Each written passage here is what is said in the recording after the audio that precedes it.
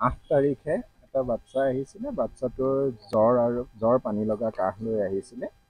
আমাৰ যেতিয়া ৰুটিন ইনভেষ্টিগেশ্যনবিলাক কৰা হয়, তেনেকৈ এইবাৰ ৰুটিন ইনভেষ্টিগেশ্যন কৰা হ'ল। কৰোঁতে দেখা গ'ল যে সেই শিশুজনৰ গাত HMPV ভাইৰাছ পজিটিভ আহিলে।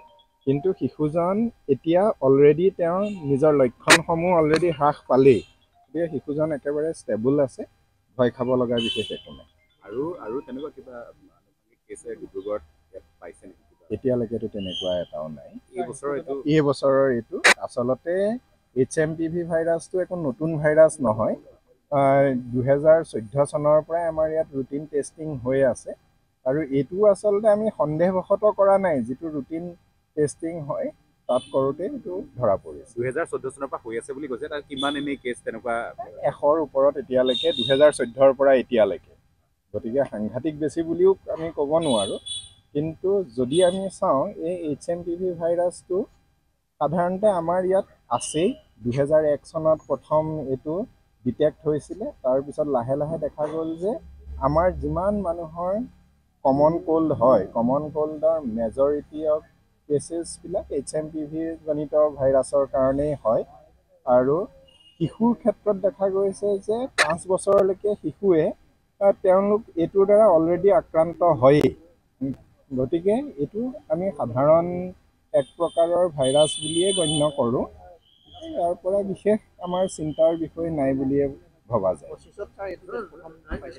চাওক, সকলো সাৱধান হৈ থকাটো ভাল, অনাহকত আতংকিত হ'ব নালাগে। আৰু যিহেতু আমাৰ ক'ভিডৰ এক্সপিৰিয়েঞ্চ আছে, গতিকে আমি যিখিনি ৰেছপিৰেটৰী হাইজিন সেইখিনি মেইনটেইন কৰিলেই হ'ল। ঘৰত সাধাৰণ জ্বৰ পানী লগা হ'লে আমি যিখিনি সাৱধানতা লওঁ, চকু নাক মুখৰ ওচৰত আমি হাত নিব নালাগে, মাস্কখন ব্যৱহাৰ কৰক। তাৰপিছত আপোনাৰ অকণমান যদি উশাহ লোৱাত দিগদাৰী হৈছে, ডাক্তৰৰ পৰামৰ্শ লওক। তাৰ বাহিৰে বৰ বিশেষ একো চিন্তা কৰিব লগা নহয়। শিশুটি এতিয়া আমি গম পোৱাৰ কাৰণে যিকোনো পানী লগা জ্বৰ কাহেটো ইজনৰ পৰা সিজনলৈ সুচৰেই, গতিকে সেইটো গম পোৱাৰ পিছত তেখেতক আমি আইচলেশ্যন ৰুমত ৰখা হৈছে, মাক দেউতাকৰ লগতে আছে। এতিয়া শিশুটিৰ অৱস্থা কেনেকুৱা? এতিয়া শিশুটি সম্পূৰ্ণৰূপে সুস্থ।